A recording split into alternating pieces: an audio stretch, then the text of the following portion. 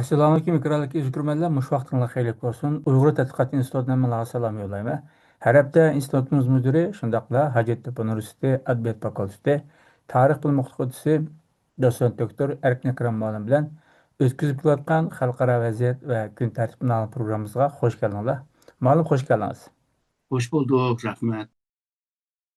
İran bilan İsrail arasındaki bu to'qinish 13 kun davom qildi. Ya'ni 2025-yili 6-oyning 12 kuni boshlagan bu İsrailninki İranninki yadro bazasiga qilgan hujum bilan o'tirib chiqqan bu to'qinish 2025-yili 6-oyning 24 kuni urush to'xtatish, ya'ni o'q chiqarishni to'xtatish kelishimi bilan imzolangan bo'ldi. Ya'ni Amerika prezidenti Donald Trampninki murossalashtirish roli bilan bu natijalangan bo'ldi. Ammo o'q chiqarishni to'xtatish kelishimi imzolangandan keyin har ikki taraf o'rtasida ba'zi bir surkishlar bo'lganligi bildirildi.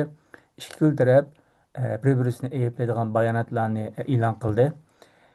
Biz aslida bu İran bilan İsrail o'rtasida to'qinish yuz berib bir necha kun o'tgandan keyin bir program qilgandik, lekin bu Erkin muallimning bu programda analizida bu to'qinishning uzun davomlashmaydiganligini, uzun davomlashib qolsa ikki tarafga ziyon bo'lganligini o'zinki analizlari bilan o'tirib qo'yadi. Lekin biz programni amalda qoldirib, nima uchun ikki davlat o'rtasida o'q chiqarishni to'xtatish kelishimi imzolandi? Aslida ikki davlat o'rtasida nima uchun bu to'qinish yuz berdi? Qanday bu vaziyatga kelindi? Trump nima murosalash rol o'ynadi? Bundan keyin qanday bo'lmoqchi? İsrailninki yana İran hujum qilish ehtimoli bormi yo'qmi? Mushu jarayonda arab davlatlarining pozitsiyasi, Xitoy, Rossiyaning pozitsiyasi qandayroq bo'lishi mumkin degan savollarga javob topshirishimiz. Muallim, oldi bilan o'q chiqarishni to'xtatish kelishimi imzolanishidan burun İsrail nimishqa İran hujum qildi? Amerika nimishqa İsrailni qo'llab İranning yadro bazalariga hujum qildi? Müşaheden başlasak. Bu İsrail taraftan qaraydigan bo'lsak, birinchidan bu İsrail devletininki qurilishi 3000 yil davom qilgan. Shuningga Arambiya qurgan devletninki muqimligi, xavfsizligi degandek qurgan devletninki tuzumini qo'llab qilish uchun bir xil nazuk bir xil ko'z qarash bor. Ya'ni har qanday bir tehdit xuddi İsrail devletini yo'qotadiganidek aşında bir göz qarash bor. Bu İsrail'deki solcu bo'lsin, o'ngchi bo'lsin, aşırı dinciler bo'lsin, hammasında o'xshashmishlar bir göz qarash bor.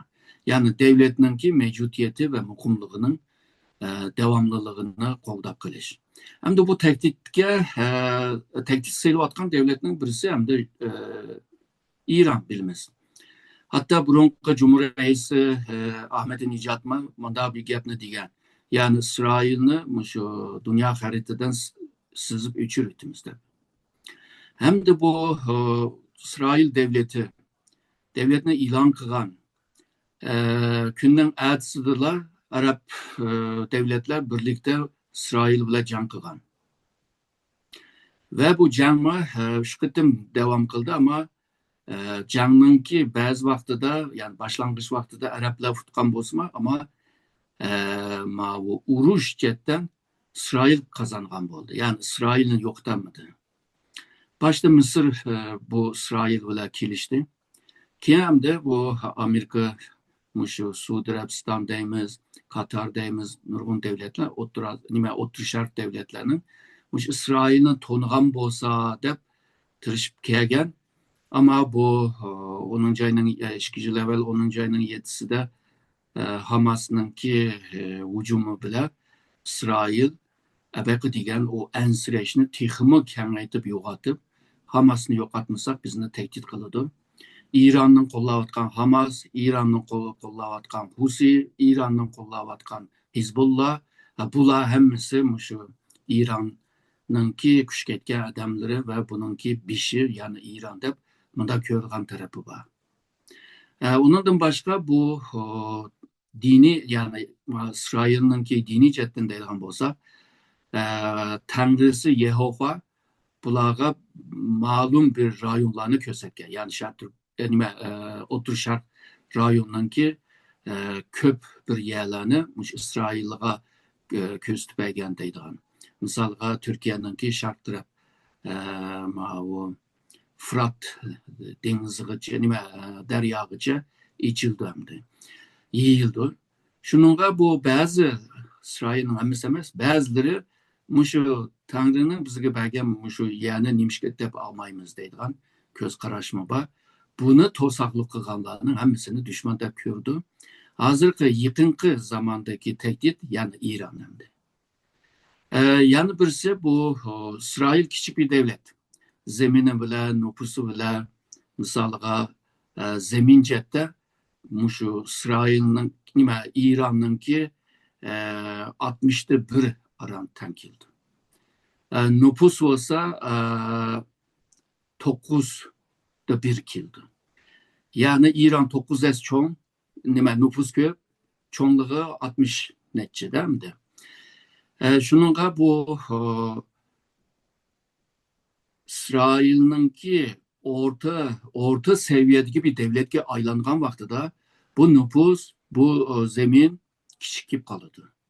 Tarixda bazı devletler, küçük devletler güçlengen vaxtıda içiliş, yeyiliş ve kengeyishga to'g'ri keldi. Misalga o'z vaqtida Angliya bo'lsin, o'z vaqtidagi Japoniya bo'lsin degandek. Shuningga bu kengeyishning, ya'ni o'zininki o'tirxal kuchga kelib qilib, kengeyishga majbur qolgan chog'da buni oldini to'sayotganmi bu Iran bo'lib qoldi. Bulupma İran'ınki bu enerji gücü, yani İran'ı şu ambargo bağlı hazırlıcı. Ambargo bağımlıgan olsa İran birden de çok devlet bolalaydı da, bizden de kural gücünü güçlendirelaydı, hazır gücünü tekima neçez güçlendirelaydı. Onun denkim bu İran'ınki şu yadro kural işlevadıdı, düğün İsrail'ini yoktuduğun mushu yadro kuraldaydı. Çünkü bir ya da iki bomba İsrail'ni nölle kılıyordu değil mi? İsrail'le kalmaydı o. İsrail'le yakın boğan rayonlar hemmisi bunun zihnini gördü. Hem bombanın patlayışının zihni hem de bomba patlagandan keyin o şamal çıkdı o şivirgan. O onun gücü, onun dekin radyasyonun gücü. Türkiye mi bundan sağ kalamaydı? Şununla bu yadro kuralını teki işlep çıkarmasından evvel bu İran'ı yok tutuş lazım deydiğen nurgun müjdat göz kararışlar var, düşünceleri var. Düşünce doğru olsun, hata olsun ama bu düşünceni emilileştirgen vaxtıda bu bir hakikatka aylındı. Çünkü emilleşiyordu da. İran cetten karaydıgan bolsak hem de İran 79'da İslam inkılabıdan keyin özününki şu inkılavi neticelerini bütün Müslüman dünyasına yayma deb tırıştı. 2001'de Taliban hakimiyeti yıkıldı. Ondan keyin 2003'te bu Saddam hakimiyeti yıkıldı ve İran'ı şark taraftan, garip taraftan sıkıştırdığın iki Sunni devlet yıkıldı ve İran'ın kolu putu yeşildi.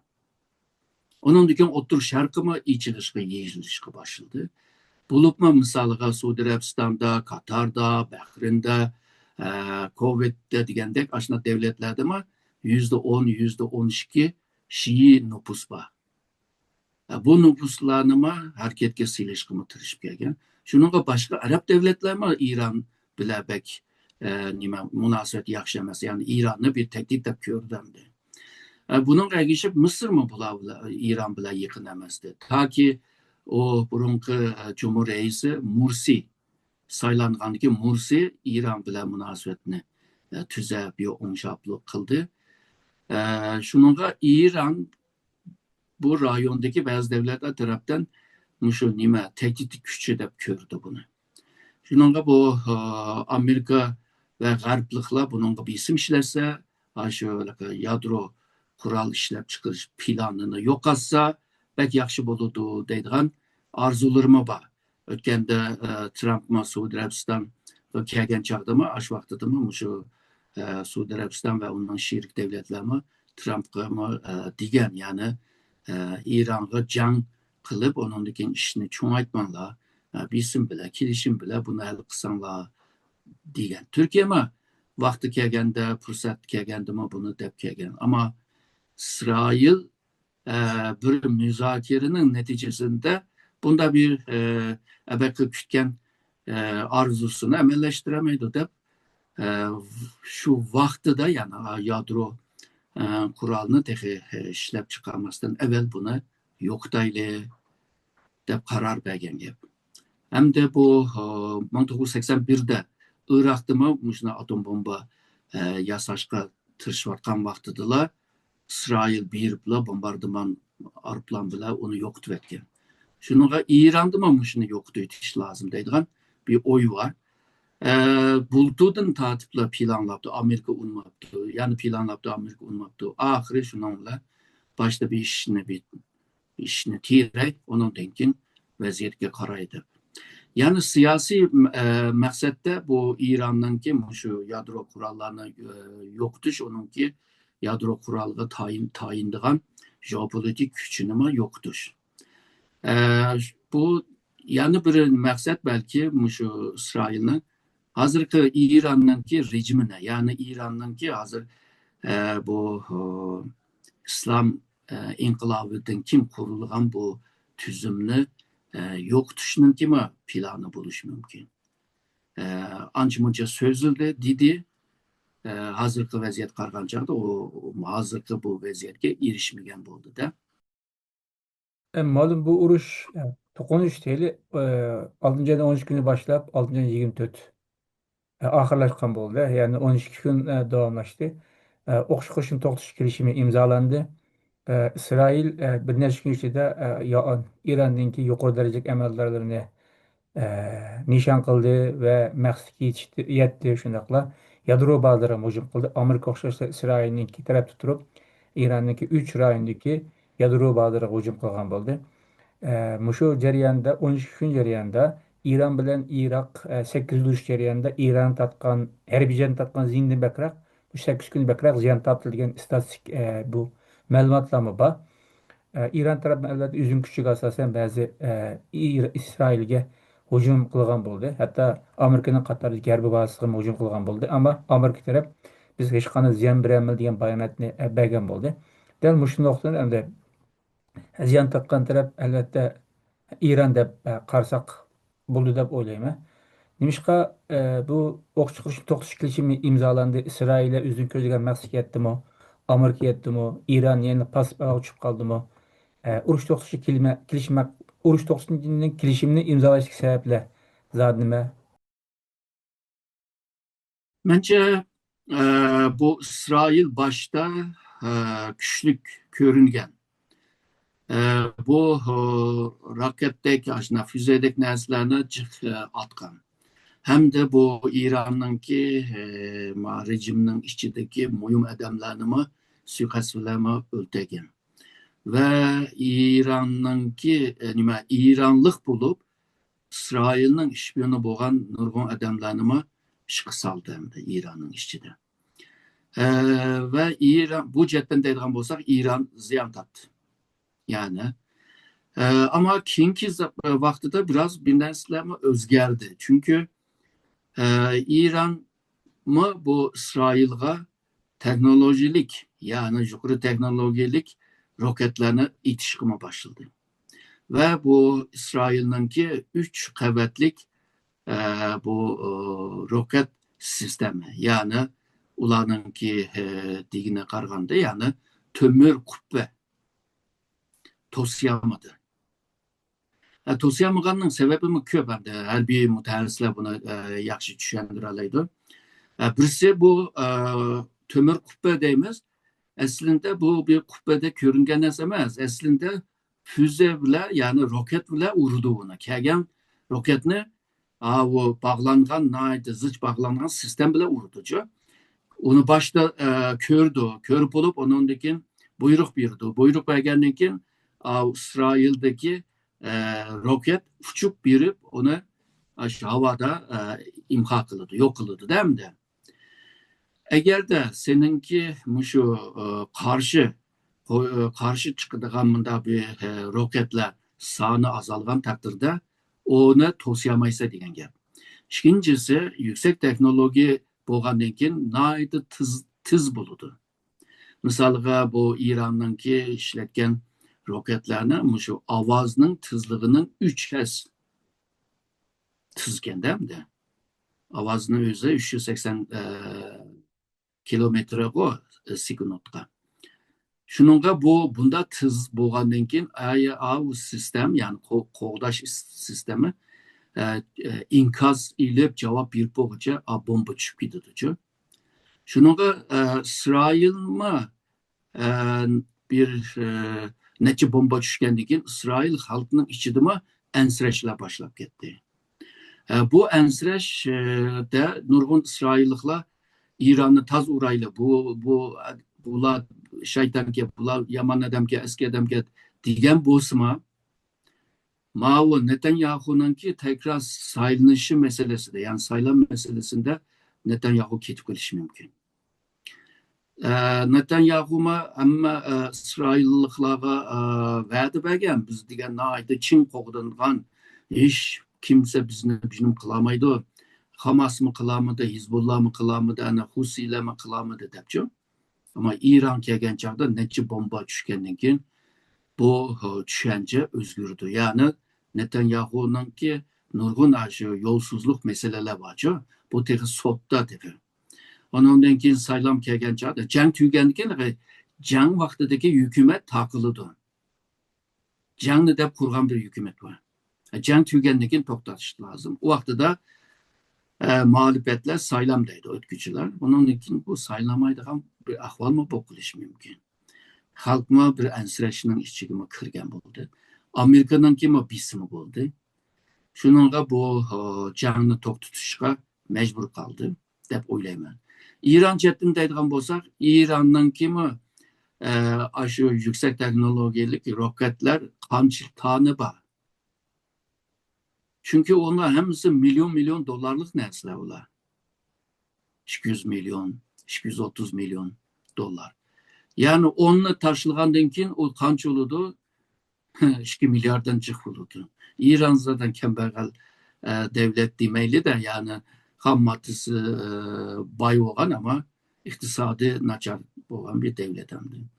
Shuningga bu to'xtatayli degan bo'lsa kerak. Yoki Amerika bu İran'a bazı va'dalarni bergan bo'lishi mumkin. Misalga jangni to'xtatsan, ambargoni etkaz qilamiz. Sen shu butun dunyoga neft sota olaysan, tabiiy gaz sota olaysan. Misalga hamda. Amerikadan va'da olgan bo'lishi mumkin. Hamda İran'ninki bombalama İsrail'ninki zemininde necha patlaganligi bu mu İranlık uchun bir utuqliqda? Şununla bu iqtisodning acizligi, şpiyonlarni bunda ko'p bo'lishi, çünkü şpiyonlarni tozalash hareketi başlaydı var. Bunda cemiyet yani halkın arasında bir ensirashlarning bo'lishi, İsrailni mi urup mu yengemaydiganligini tushungachga, xuddi İsrail mi İran'ni yengemaydigandek ko'ringan sebepler mushu hamda bu to'xtatmasak bo'lmaydi degan yerga keldi. Faqat jang tugdi, urushdagi tugmadi dedi. Malum şu nayt yaxshi bir uqumni ayirib berdingiz.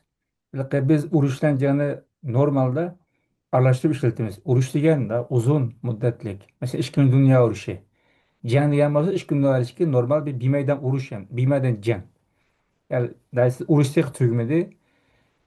Jang to'xtab qoldi vaqtincha degan bo'lsa, bu hukmni bilib olganimiz yaxshi bo'ldi. Bu gapingizni mana tushundim malum. Çünkü bu o'q chiqarishni to'xtatish kelishib imzolandi dedik, ama bu İsrail Iran munosabat tegidan bir nozik bir masala bo'lgan bo'lg'achqa. Yani shunda aran turdi portlab ketishga. Shunga bu o'q chiqarishni to'xtatish kelishimining inovatlik muddati hech kim kapolat bermaydi hamdi. Degandek nozik bo'lgan bo'lg'achqa. Shu bir voqeani kutib turgandek bir ahvollar bo'ldi-chu.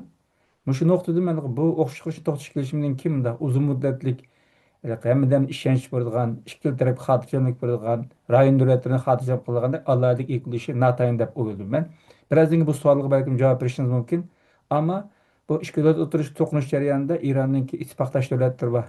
Xitay var, Rusya var. Şundaqla İran öz vaqtida Suriyan iş kuruş vaqt mezgilde Suriyadagi bu Şia gruplarını qo'lladi, Asadni qo'lladi.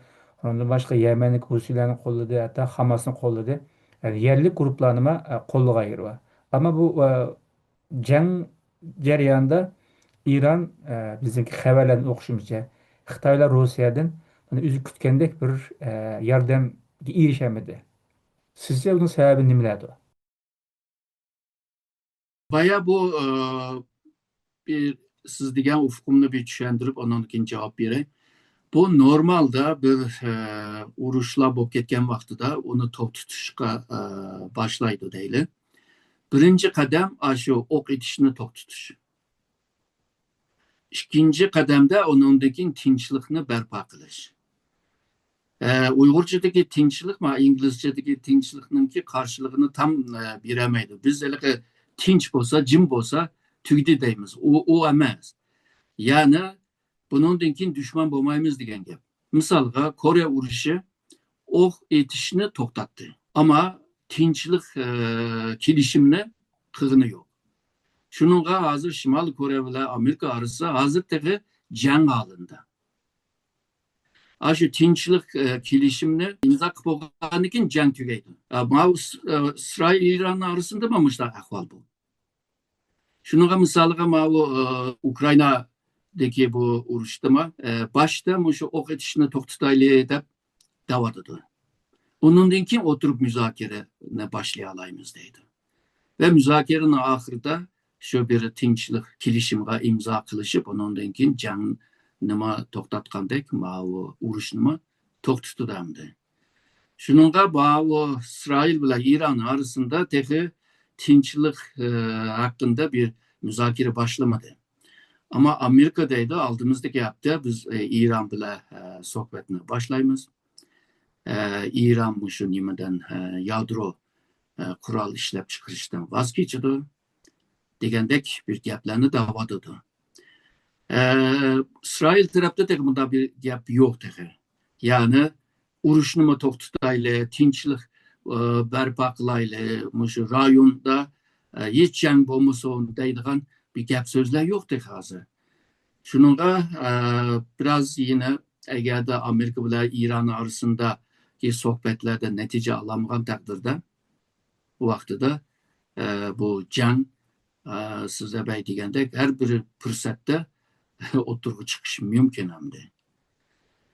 Bu İran'ınki pozisiyasiga bağlı. Misalga İran 79'dan beri tutkan yolunu men devam kılıman deydigan bo'lsa, bu yani bir uygun vaxtida, yani fırsatla uygun bo'lgan vaxtida janglarni boshlash mümkün.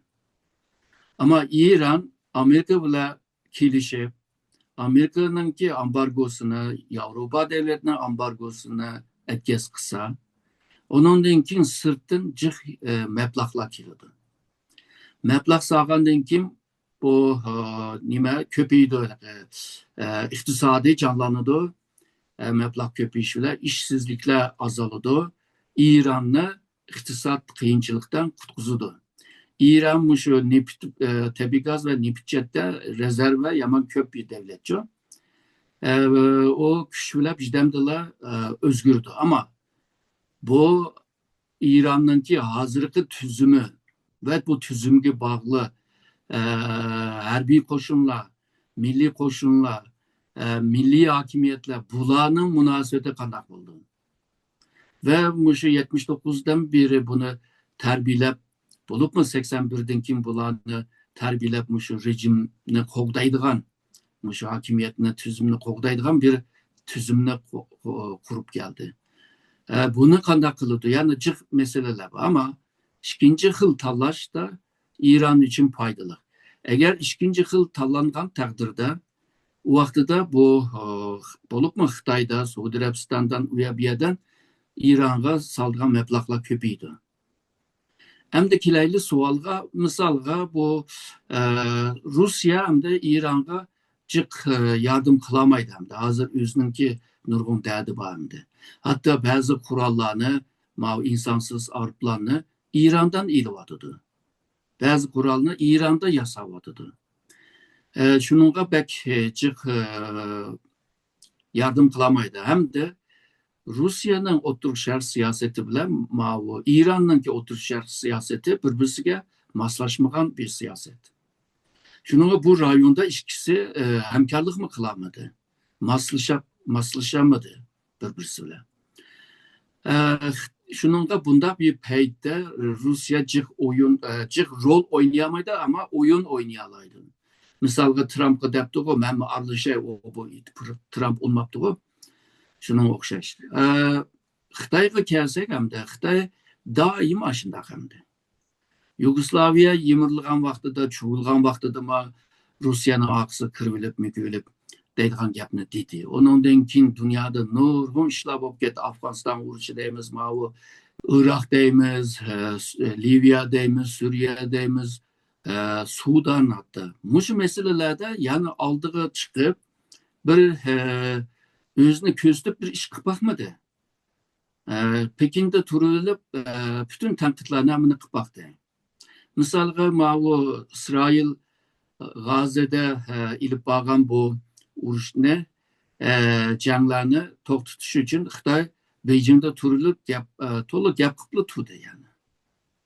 Misoliga Xitoy agarda rostdanla g'azeliklar uchun bir ish qilman deydigan bo'lsa, bevos bir rahbarligini, yetakchiligini ko'rsatib turib, ikki davlat modelini dunyoga tansa bo'ladi. Birlashgan Davlatlar Tashkilotida buningki ruxsatini yoki ma'qulligini ilishma ters emasdi, chunki Xitoyga egashgan nurg'un davlatlar bor. Mavu Yangi İpek Yolu ailesi, yani bilmem qo'shinning ailesi, BRICS deymiz o bu. Yani qo'llaydigan davlatlar chiqdi. Xitoyma bir amaliy bir ishni qilgan bo'ldi. Mushu qilmaganliklardan qarab hamda mushu İran meselesi kelgan chaqdimi? Aşındaq burunqi qilgan qiliqlari bilan pozitsiyasi bilan davom qildi deb o'ylayman. Ama Xitoyninki mushu İran'a sağgan 34 milyar dollarlık meblag var. Eğer de İran'da bir çatak çıkıp kalsa, bu vaxtda bu pulunu alamaydigan ahval var. Hemmisini alamaydı değil mi de? Bir kısmını alalıgan takdirde ama köpünü alamaydı. Xuda Libya'da bir çatak çıkan çağda Xitoy 20 milyar dollarlık malını alamadı. Sudan işkiga bölünüp ketken çağda bazı meblaglarını alamadı diyende. İran'da mı alamaydigan bir xavif var endi. Şunda bosma bu kol sağlığı unmadı. Ve bu Xitoyninki Tashqi ishlar ministri Wang Yimi İsrail ve İran'ninki Tashqi ishlar ministrligi bilan so'zlashib, urushmanglar, jidal chiqarmanglar, o bu deb chiqarsanlar rayonda bu tinchlik bo'lmaydi, u xatarlik bo'ladi, o bu deb baxtdi. Ama bu jang başlap ketgandan keyin qanday to'xtatsa, yani o bu gaplar u yerda o'tmaydi hamda. Ya taraf tutsa, yardım qilsa, yoki degan gapimni amallashtirish uchun biraz tirişish lazım. Bu bunchilikni mi qilmadi xalqaro sahnalarda? Birlashgan Davlatlar Tashkilotida qattiq tanqid qilib qo'ydi. Uningdan boshqa bir nima yo'q. Shunga Xitoy texi xalqaroda öz beshiga qo'l soldigan o seviyege kelmedi yoki o tayyorlikqa texi kelmedi. Keliman deydigan bo'lsa, shu 2035 bo'lishi mumkin.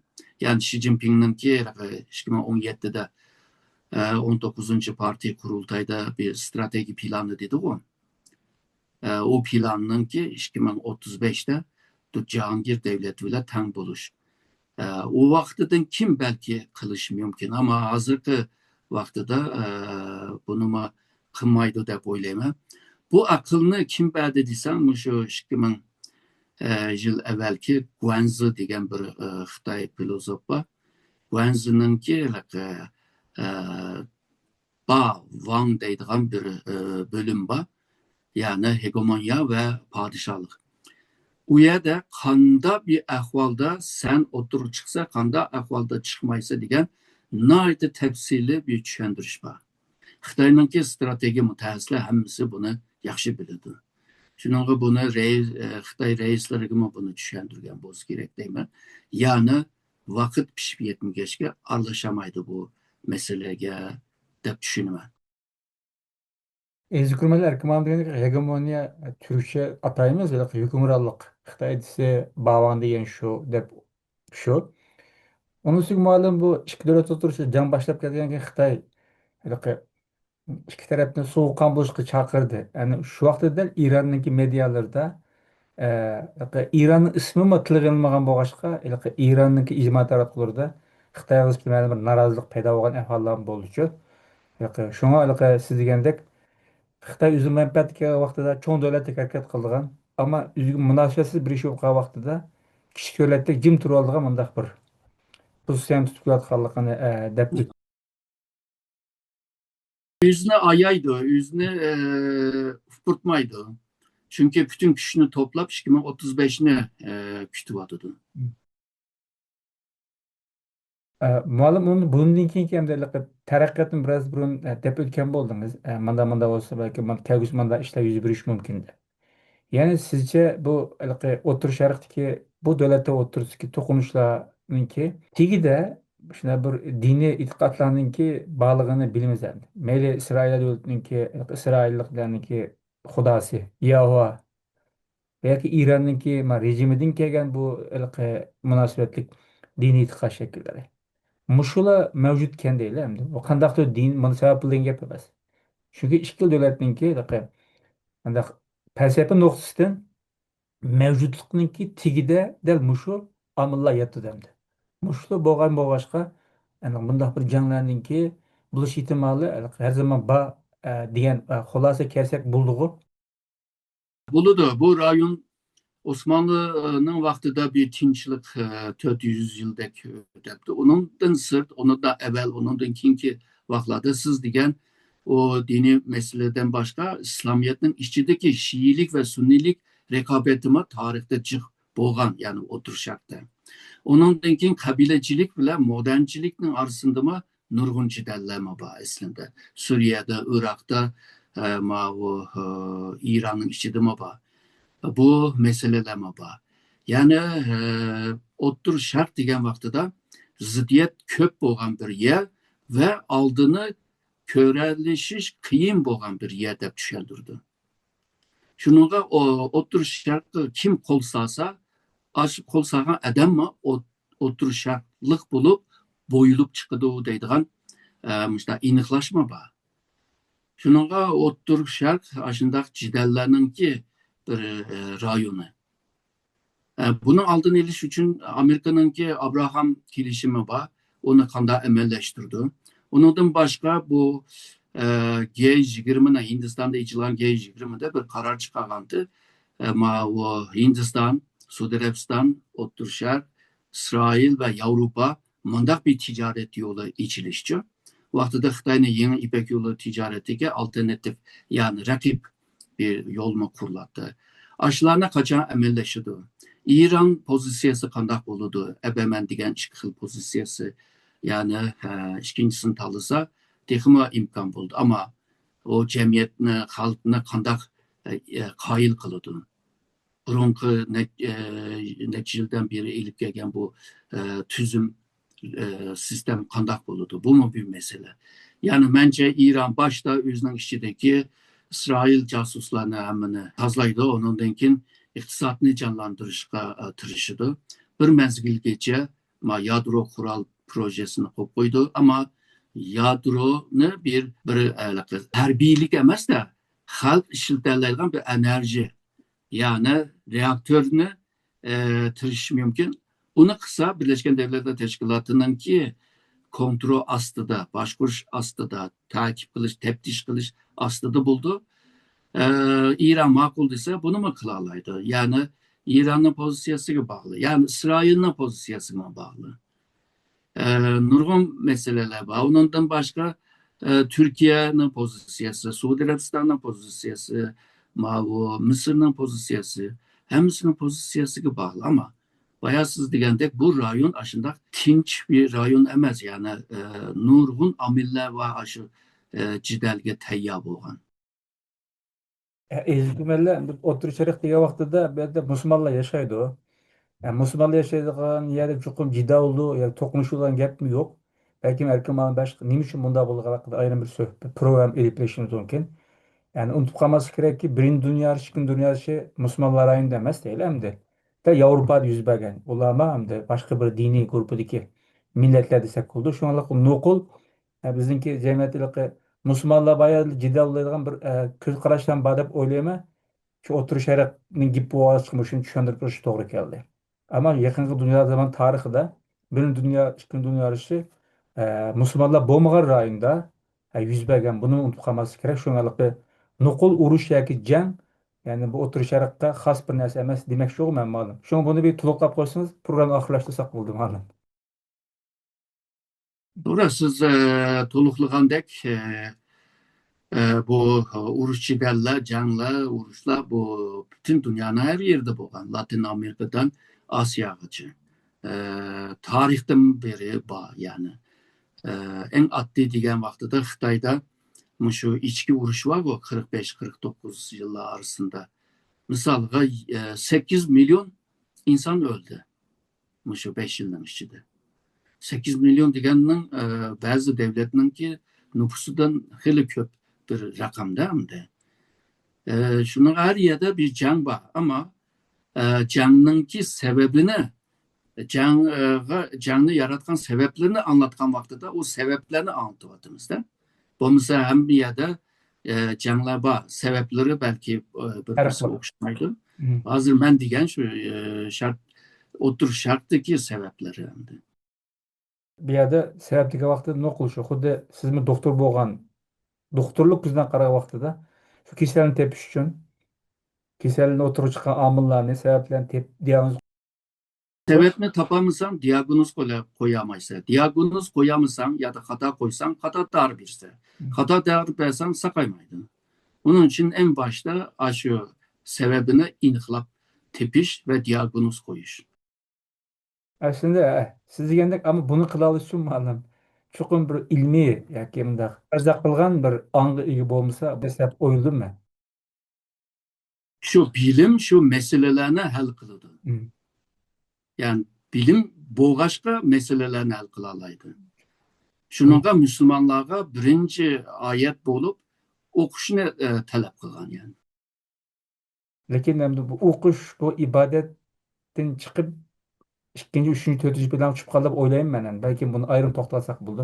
Bugungi programmamizda biz Isroil yer o'tirishki bu jangninki o'tiruvchi sabablarini shunaqa ikki o'rtasida imzolangan o'q chiqarishni to'xtatish kelishimi balkim bugungi vaziyatda qandaqroq bir ahvollar yuz beradiganligini hatto bu kelishimninki ozroq mohiyatiga to'xtalgan bo'ldik. Ma'lum sizga ko'p rahmat. Ben rahmet ettim.